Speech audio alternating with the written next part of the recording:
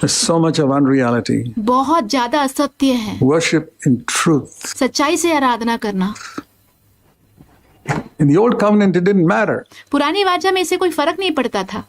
Clap your hands, raise your hands, and bang the cymbals, and get the trumpets, and make a loud noise, exactly like in these charismatic churches. वहाँ पे ताली बजाओ, हाथों को ऊपर उठाओ, संगीत के यंत्र बजाओ, तुरही फूको, बहुत ज्यादा शोर मचाओ, जैसे कि वैसे ही ठीक जैसे कि आज के करिश्मेटिक कलीसियाओं में होता है।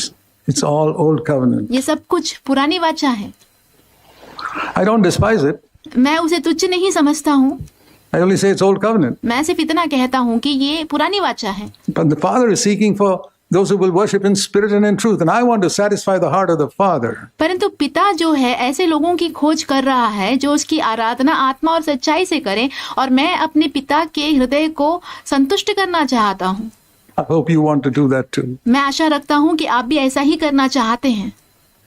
So that's why I'm saying this. इसीलिए मैं ये कह रहा हूँ। Some of these things are so new to us. इनमें से बहुत सारी बातें हमारे लिए नई हैं। We should have known it from the time we are born again. जब से हमने नया जन्म पाया है तब से ही हमें ये सब कुछ मालूम होना चाहिए था। Every church we went to should have taught us this. जितनी भी कलीसियाओं में हम गए हैं उन लोगों ने हमें ये सब कुछ सिखाना चाहिए था। But how can a teacher teach something to the students who has not learnt it himself? परंतु एक शिक्षक जिसने स्वयं ही ये नहीं सीखा हो वो अपने छात्रों को ये कैसे सिखा सकता है? That's a problem with a lot of preachers today. आज के बहुत सारे प्रचारकों के साथ की समस्या यही है। They have not gone to the Word. They have not been filled with the Holy Spirit. वो परमेश्वर के वचन के पास नहीं गए हैं, वो पवित्र आत्मा से भरे हुए नहीं हैं। They don't earnestly seek to obey God's word, so they ignore all these things. They don't know anything about Satan. वो यत्न से परमेश्वर की सारी आज्ञाओं का पालन करने की खोज नहीं करते हैं, वो इन सारी बातों को नजरअंदाज करते हैं, वो शैतान के बारे में नहीं जानते हैं। So it says here one more thing: worship in truth and worship in the Spirit. और यहाँ पे एक और बात कही गई है, सच्चाई से आराधना करना और आत्मा में आराधना करना। So in that connection, let me turn you to 1 Thessalonians 5.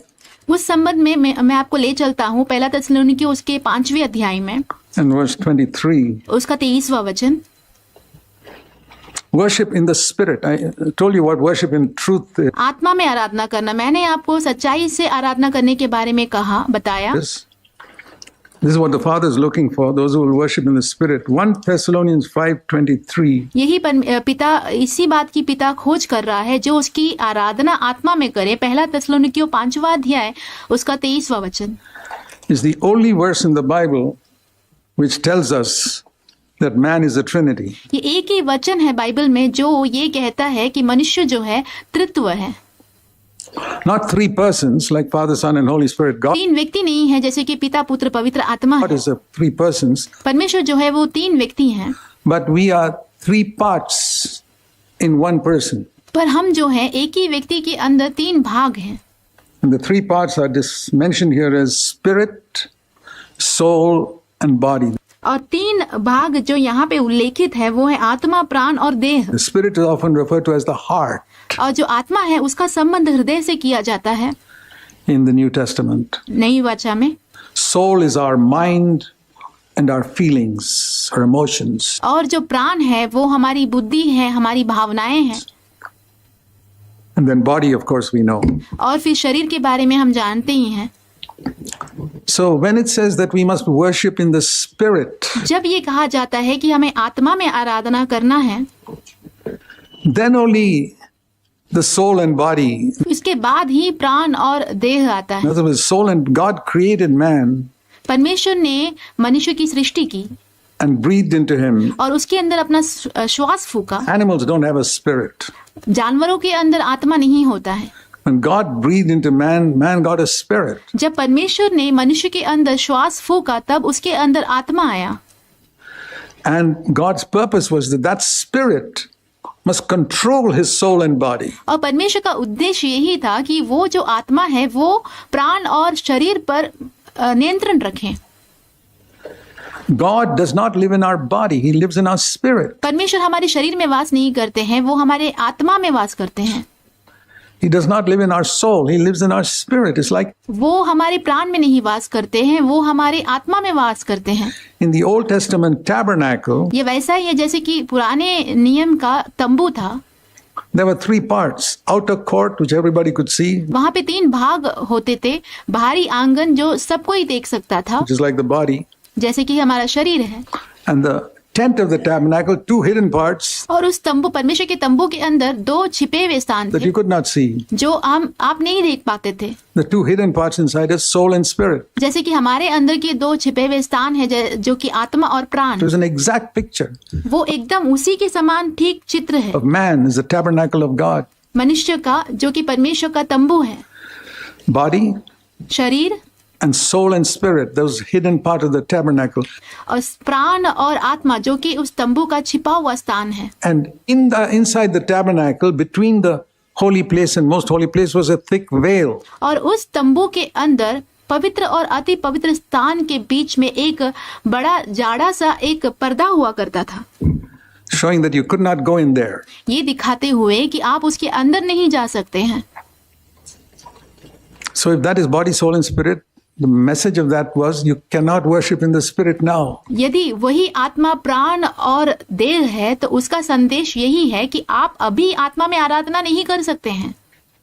You cannot go into the most holy place. आप अति पवित्र स्थान पर नहीं जा सकते हैं। That's the meaning of the veil there. उस पर्दे का वहां पे होने का अर्थ यही है। But when Jesus died, that veil was rent. पर जब प्रभु यीशु मसीह की मृत्यु हुई तो वो जो पर्दा है वो फट गया, Saying now you can worship in the spirit. ये कहते हुए कि अभी तुम आत्मा में आराधना कर सकते हो, Go right in. सीधा अंदर जाओ। So worship in the body and worship in the soul, stirring the mind and the emotions. इसीलिए प्राण में आराधना करना, शरीर में आराधना करना, हमारी भावनाओं को, हमारी बुद्धि को झंझोड़ना, is old covenant. ये पुरानी वाचा है। The veil has been rent. वो जो पर्दा है वो फट चुका है।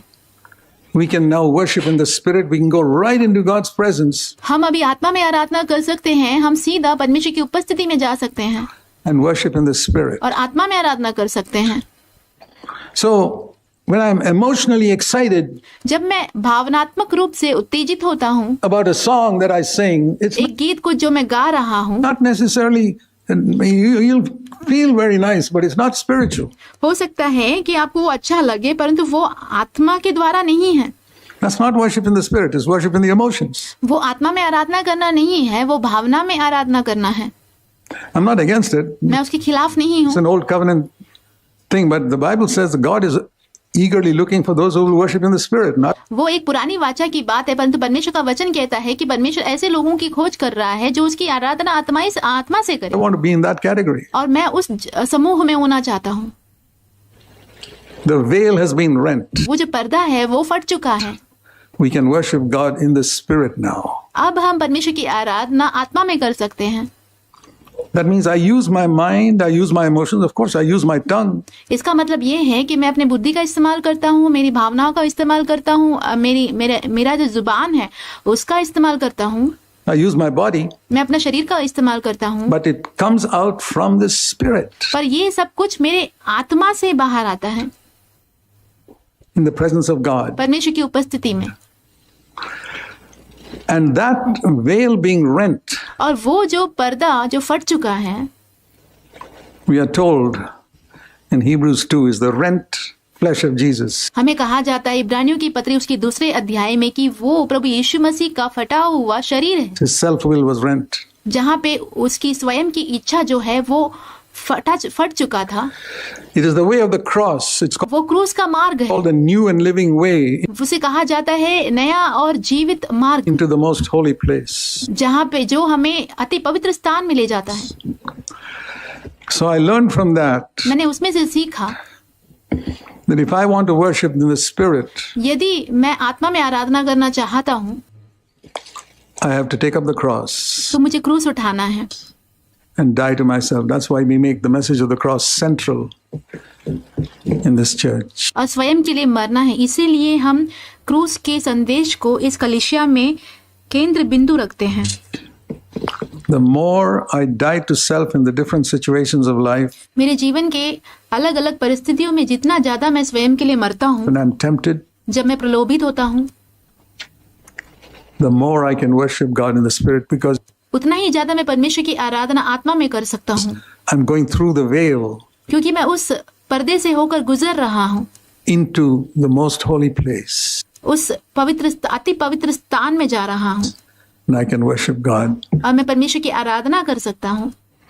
So when you think about all this, जब आप इन सारी बातों के बारे में सोचते हैं, you see how little people have understood the new covenant. आप देख सकते हैं कि नई वाचा के बारे में लोगों ने कितना कम समझा है।